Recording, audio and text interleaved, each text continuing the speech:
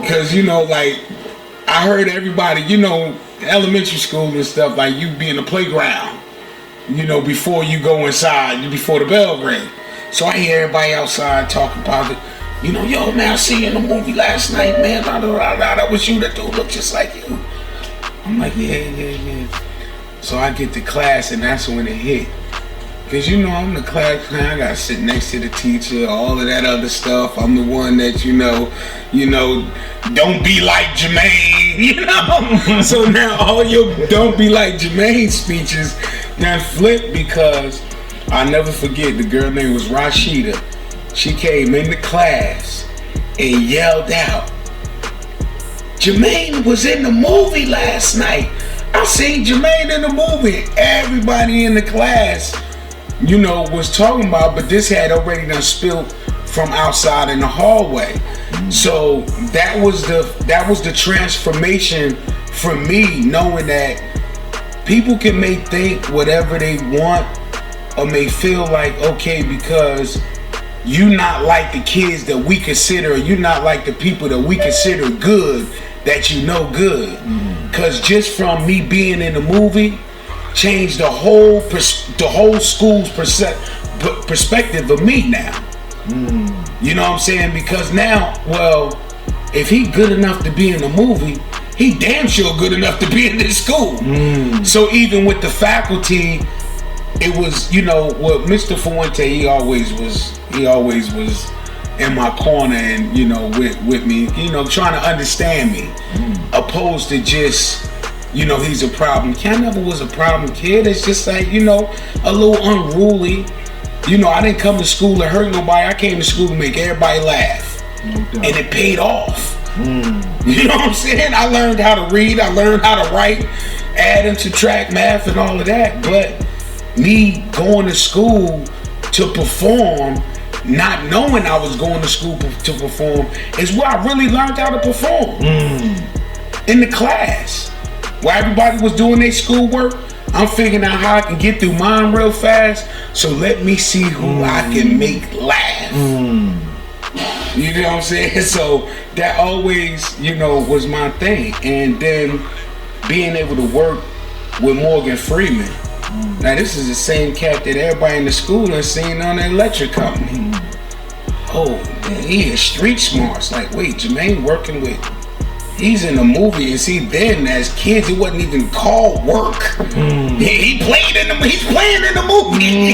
You know, he's playing in the movie with such and such. So it was a hell of an experience and a hell of a turnaround, and that got a lot to do with why I am who I am today, and why I'm so firm with who I am and so comfortable with who I am. You know what I mean? It's not about Hollywood changing Jermaine Hopkins. It's how Jermaine Hopkins can help change and influence Hollywood. No doubt. You know what I'm saying? And not only Hollywood, but the masses. No doubt. You know, especially coming from community that I come from.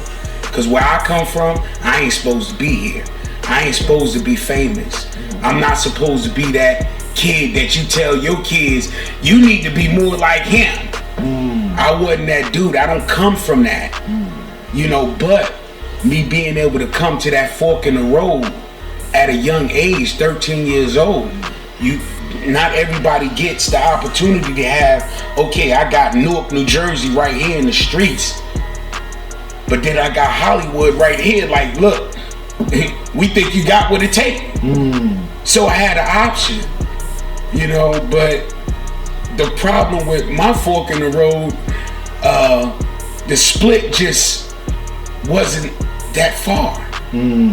Because when you go this route and you say, okay, well, let's go with Hollywood route. When they finish doing what they doing with you, it's like, okay, you gotta find your way. Like, nobody trains you for this. This is, you find your way, you live and you learn from experience. So by these paths still being this close, because the fame never took me this far from the Newark in me. So they always was running right there. So soon as this stopped, I'll get off path. And that's what I tell a lot of young folks not to do. Well, I get off path. Now I'm wildering through the wilderness and end up right back on this side of that fork that I had an option to go the other route. But the other route ain't take me far enough, or maybe I didn't put what it took inside the other route for it to take me far enough away from this route. No. So don't be distracted. Stay on your path. Stay focused. You know what I'm saying? Whatever it is that you're trying to do. I don't care if you're just trying to sharpen your pencil. Focus on that shit getting sharp. No doubt. So, to be clear, for those that don't know, you come from Newark, New Jersey. Is that where you were born? Born and raised, Bedford's Real Hospital, 1973. 70s, baby. So, coming up in Newark, the bricks was hell in 73. Correct? Well, you know, I had good parents and came from good stock. You know, and yeah, outside of us, it was, I mean, we lived on a block and everything, but the difference with us is, you know, my mother was a private nurse, you know what I'm saying? Pops had a cool little job, you know what I'm saying, at the hotel that his mother pretty much ran, so it was some kind of income, although we was in the hood. Mm-hmm. It ain't like I got hunger stories to tell you, you know what I'm saying? Messed up shoes just worn and all. I ain't got them kind of stories to tell you. You know what I'm saying? I was one of the kids in the hood that was taken care of. You know what I'm saying? My parents didn't sit around and wait for shit. That's why I came. I didn't see that coming up. You know what I'm saying? If I wanted a new pair of shoes or whatever, all my shoes had to do was look like they was worn. You know, I went to well, she tried it with Catholic school. My sisters, they succeeded with it or whatever. Tried me out with it, you know, but, you know, it ain't enough. Too many rules and regulations. And that's when I think my family and me really got a better understanding of me. I'm good. I just can't put myself to where I'm up under too many rules and regulations because I'm smart enough to know that it ain't really necessary. Corporate America needs that. If you ain't at work, your life shouldn't be set up with all kind of rules and regulations if you have a good heart and you're living right. If you living right, you don't need all these guidelines because you living right. So certain things it's gonna automatically do and automatically flow. So it's really no need for all these strict rules and regulations. I ain't good with it. Never been. You know, I mean, you can call it a character defect or you can call it, you know, me just living and enjoying my life the best that I can with what I got. You know, they messed up and told me life is what you make it. You know what I'm saying? So I'm gonna take a little nothing and make it the biggest of something. No doubt, no doubt. So from there, coming up, good home, you got the lean on me opportunity. How do you get from there to Juice? All right, I did lean on me. I took the money that was made from that, which, you know, I just felt that I didn't know what to do with the money. I mean, I just wanted a Park Ave with a system with 4 10s going across the back deck. You know what I'm saying? I mean, what I was seeing, sitting on Dusters and Vogues, you know, coming through on a rainy day with the windows halfway down, you know, pumping like this. You know, that's the furthest I seen with money.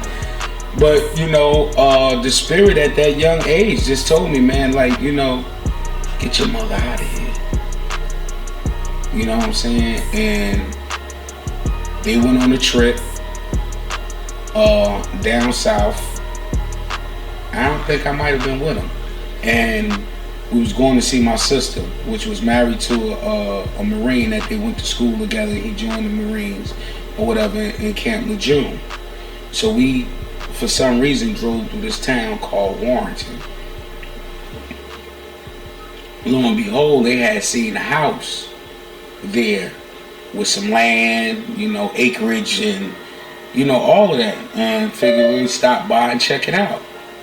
So I'm sitting there, I'm like, oh, okay, that's what's up. But once I see it, I'm like, shit, I want to live here.